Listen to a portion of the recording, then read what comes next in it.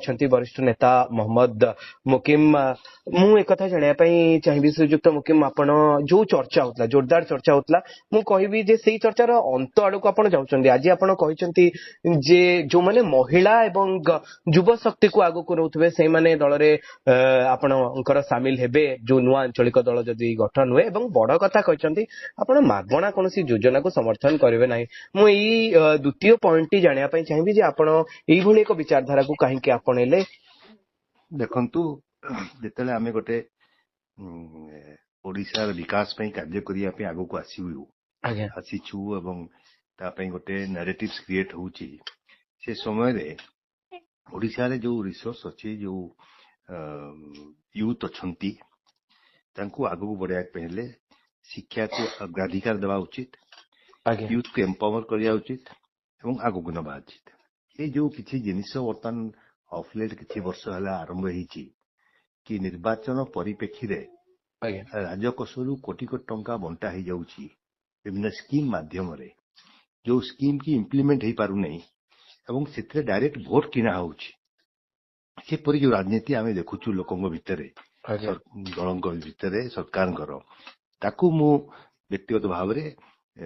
पसंद करूनी ग्रहण करि पारु नहीं किंतु आपण तो देखुचंदी जेमती सुभद्रा योजना गोटे चेंजिंग फैक्टर हैला जेतेबेले इलेक्शन को आपण ओलेबे वोटर मानन को आकृष्ट करिया पई जेतेबेले आपनक सम्मुख रे थिबा दल गुडी कहबे देखंतु बहुत समय रे केवल इलेक्शन इलेक्टोरल राजनीति पई सामाजिक न्याय पई लड़ी हबो इलेक्ट्रॉनिक माने इलेक्टोरल पॉलिटिक्स करिया पई आपण निजर आइडियोलॉजी को जलांजलि देई पाइबे नै ओडिसा रे मिनरल्स भर्ती अच्छी मिनरल स्टेट अच्छी आमे चाहिए आम युवक मान को बहुत किसी एम्पावर्ड करि परिबा विभिन्न स्कीम माध्यम रे आमे चाहिए आम महिला मान को एम्पावर्ड करि परिबा विभिन्न स्कीम माध्यम रे स्कीम नुह जे आम 2000 की 5000 टका तक जदि 6 मास की वर्ष थोर बांटी देले से माने एम्पावर्ड हे जिवे ता पई हम विधिवत योजना करिया पड़ियो अपन देखिबे गत निर्वाचन बिहार रे हला निर्वाचन पूर्व सरकार 10,000 टका सब महिला को बांटिले तो गोटे बड़ फैक्टर है पारे निर्वाचन जितिया क्षणिक गोटे फैक्टर हो पारे किंतु से राज्य विकास दिगरे गोटे फैक्टर हो पारिबो नै एवं आमे जतले युवक मान एकाठी करूछु सब युव समाज को आगु आनिया पे चिंता करूछु एवं गोटे अलगा दिशा रे ओडिसा को आगु नवा पे गोटे रीतिमत एक्सरसाइज चलीछि ए समय किछिटा फिक्स्ड आइडियोलॉजी नै आमे आगु को जीवु एवं से नैरेटिव से आइडियोलॉजी आमे क्रिएट करिया पे जहाँ उद्यम करिया दरकार आमे करिवु जेमति आपन को गोटे सब बेले मध्ये विरोध करछि विभिन्न समय मध्ये मु एकुटी आंदोलन रे बसिछि मद विरोध रे मद एपरि एक जिंस आपन देखुथिबे न्यू इयर्स नाइट रे आपन देखिले मीडिया मान करे बाहरला कि 32-35 कोटी टंका लोक गोटे रात मद पी दे गले आप देखते ऊपर भाव में प्रत्येक दिन नारी निर्यातन होची घरोई कली सृष्टि होची क्राइम बढ़ुची एक्सीडेंट बढ़ुची यार मूल कारण होची निशा कॉलेज स्कूल सामने जो भाव में निशा द्रव्य ब्राउन सुगर बर्तमान बिक्री होगा गोटे ये गलानी तो कोटी न कोटी पिला माने पथभ्रष्ट होउछंती ये कोन सरकार को कार्यक्रम नुह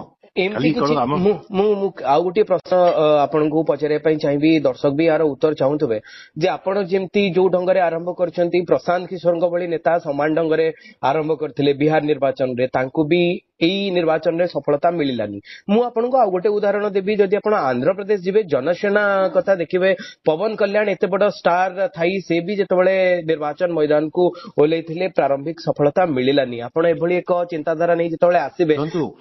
आपणकर कौन सी सफलता ओवरनाइट आसे नहीं आज्ञा जदि आपन निष्ठा थिवो एवं आपन ठीक दिशा रे काम करूथुबे त लोक माने आपन परखिबे एवं परखिया पे लोक यथेष्ट समय देवाक पड़िबो एवं निष्ठाभर भाव में आपन निजक उत्सर्गित करी ओडिसा रो विकास दिगरे कार्यक्रम करिवे ताले 5 वर्ष जीवो 10 वर्ष जीवो रिवोल्यूशन हबो एवं आमे जो कार्यक्रम रछु मु तार निजे संपूर्ण रूप रे मु गोटे सेल्फ मेड लोक आपण 4 वर्ष को जने विप्लव ओडिसा रे गोटे राजनीतिक विप्लव आनिया पई चेष्टा करिवे कि आगामी 4 वर्ष धरी 26 27 28 29 रूपे मोर जम्मा आमे जो प्लेटफॉर्म भी करिवु मु जने स्पष्टवादी लोक जहाँ मु देखे सामना रे मु कुहे एवं जोटा आम पई ओडिसा रो समाज पई ओडिसा युवकों पई प्रयोज्य आमे से दिशा रे काम करिवु ଏବଂ ତା ପାଇଁ କେବଳ ଇଲେକ୍ସନ ଗୋଟେ ମାପକାଠି ହେବ ନାହିଁ, ଇଲେକ୍ଟୋରାଲ ପଲିଟିକ୍ସ ଗୋଟେ ମାପକାଠି ହେବ ନାହିଁ, ଆଜ୍ଞା ଗୋଟେ ମୁଭମେଣ୍ଟ ଷ୍ଟାର୍ଟ କରିବାର ଅଛି। ଆମେ ସେଇ ମୁଭମେଣ୍ଟ ଭିତରେ ଅଛୁ ବର୍ତ୍ତମାନ। ସେଇ ମୁଭମେଣ୍ଟର ପ୍ରାରମ୍ଭିକ ପର୍ଯ୍ୟାୟରେ ଆପଣ କହିବେ ଯେ ଯୁବ ଏବଂ ମହିଳା ମାନେ ଆପଣଙ୍କ ସହିତ ବହୁତ ଜୋରରେ ଯୋଡି ହେଇ ଅଛନ୍ତି ଶ୍ରୀଯୁକ୍ତ ଯୋଡି ମହମ୍ମଦ ହେଇ ମକିମ। ଅଛନ୍ତି। ଆମେ ଗୋଟେ 12 ତାରିଖ ଦିନ ଯୁବ ଦିବସ ଦିନ ଗୋଟେ ଯୁବ ସମାବେଶ କରୁଛୁ ଭୁବନେଶ୍ୱରରେ। ଆଜ୍ଞା ବଚ୍ଚା କେତେ ଲୋକ ସେଥିରେ ଆପଣ ଜମା ପୁଣି ମୁଣ୍ଡ ଗଣନ୍ତୁ ନାହିଁ, ଆଜ୍ଞା କ୍ୱାଣ୍ଟିଟି ଦେଖନ୍ତୁ ନାହିଁ, କ୍ୱାଲିଟି ଦେଖନ୍ତୁ। ଆଜ୍ଞା ଆମେ ବଛା ଏଇ 10ଟି 12ଟି ଜିଲ୍ଲାରୁ 1200 ଯୁବକଙ୍କୁ ଡାକିଛୁ, ଯୋଉମାନେ ଆଜ୍ଞା ବିଭିନ୍ନ ସମୟରେ ବିଭିନ୍ନ କଲେଜରେ ସେମାନେ ନିର୍ବାଚନ ଲଢିକି ଜିତିଥିଲେ। ଛାତ୍ର ଆଜ୍ଞା ନେତା ଥିଲେ, କିଏ ଯୁବ ନେତା ଅଛନ୍ତି, କିଏ କଣ ଠେସା ହେଇକି ଅଛନ୍ତି, କାହାକୁ ସ୍କୋପ ମିଳିନାହିଁ, ଆଜ୍ଞା ଉର୍ଜା ଭର୍ତ୍ତି ଅଛି ତାଙ୍କ ମନ ଭିତରେ, ହେଲା ନା। ଏ ସବୁକୁ ନେଇକି ବହୁତ ସିଷ୍ଟମେଟିକାଲି ଆମେ କାର୍ଯ୍ୟକ୍ରମ କରିବୁ। ଇଏ ଗୋଟେ ଅର୍ଥାତ୍ ଲମ୍ବା ଆପଣଙ୍କ ପାର୍ଟିରେ ଅଧିକ ପରିମାଣରେ ଜେନଜି ରହିବେ, ଜେନଜେଡ ଜେନେରେସନ ଇଏ ଲମ୍ବା ଲଢେଇ କାର୍ଯ୍ୟକ୍ରମ ଆରମ୍ଭ ହବ। ଇଏ ଆଜ୍ଞା ଜମା ସର୍ଟ ଲଢେଇ ନୁହଁ।